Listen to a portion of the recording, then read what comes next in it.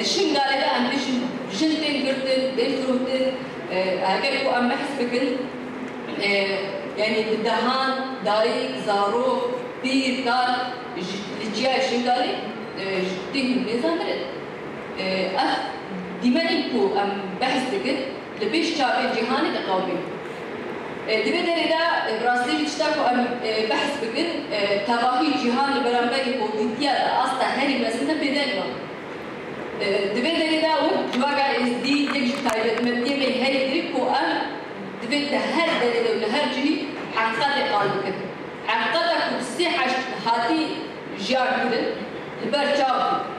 هيدي كو وقت بارتي ديمقراطية كردستان پیشمرگه 12,000 پیشمرگه کو شنگال دبن حمایه دوان دکو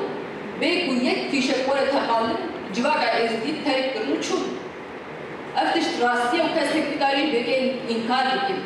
دبکو ده روژا ما ایرو ده بدیماری نخواه به اوی نخواه بحث کن کو چه قصد شنگال خواهی در بکنه لجهان جبکت سانه يعني دبي درست خازن بيكش بيجو مثلا ام هر بحث بكون بيجمعين كذا كاني شغال ربيع شهر مثلا ليا راسل بداع شهر لهر من شغال فروت شبوي يجي وقت شنين استيام بيجن دبي حصل داعش وهفكار الوان بيرسل بانك وازيما حمود حول داني ماشي انا دتايبتي وقت جنين ازدي ايش اكو مشكرمان دي بويا كل بيش جامعة شيء بوي بتايبتي شيء أنا نديرو كأخوان الجوهري خبر كنا مدت كوتشاوا جند نديرو كده البرقادانا دفرمانا حالي خالدا وقت جيلان وقت داي زيري أمبيشن وقت داي كله البرقادانا مدت كوراس تيجي هاجت كوجن السريرة بيشكتينا كي خبر خستنا كي بيشكتي عشان جوار خبر خستنا كي أو شاندو كهوري لبن بان إيش وفوبيتي ده نقال لها بنا خبر دوام بكين. سالتا لوانية زوربي أو بفرسن وشي فيلي لكيو هاتوا لحقتها وشي فيلي وشي كزور كونا لأصلا خوي بيلية فيلينيا بلام چونك داخلي زماني عربي بوا خوتها نزان بيل زماني عربينيا وكو چون كارس بوا بفارس أمش بوا بفيلي أجريته هو باشايك لكرد فيليا كان هو بناوي بيلي يتر أو ناوشي لورستان هموي بناوي أو كابرايا بكرد فيلي دان راوا كأجر أما بقر نوروني جو بونمونا والتر هينس عليه لكتابك هي دنيا إلام ضائعة أما باسي أو أكاد عليه لمعبدي كريشا كتيبه كان دوزي وتواك لسدي أما لكن أسرة ولدل فرمانا كان همشته زور بابن لميجو ولا باحثي ميجو زور أمشتمان أتواني بسلمني حتى أجر حسابك مثلا هوكوكراتيش باسي أو أكا على أو ناوشي كيلورستانا همي بناوي فيدي دانا رابو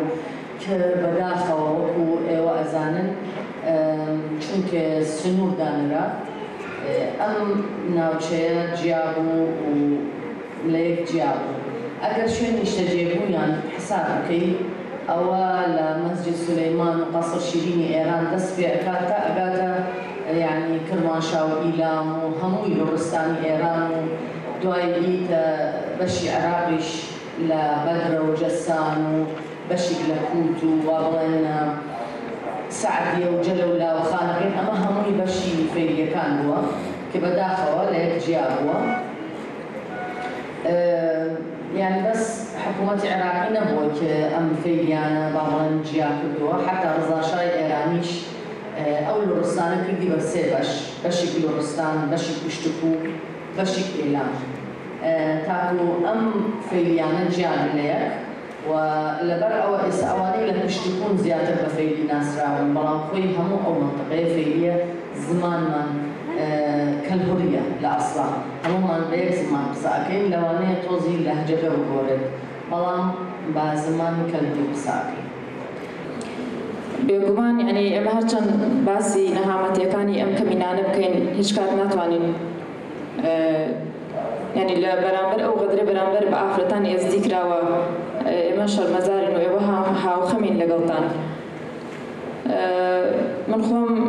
لە 2018 بە بۆنەی ئیشی توێژنەوە سەردانی دهۆکم کرد و چووینە لالش. ئەزمونێکی زۆر خۆش بوو، یەکەم جار بوو بشم سەردان بکەم و چوونە کەمپەکان ئافرەتە ئێزدەکان لە نزیک کۆبینی. زۆر خۆشحاڵ بووم کە توانیم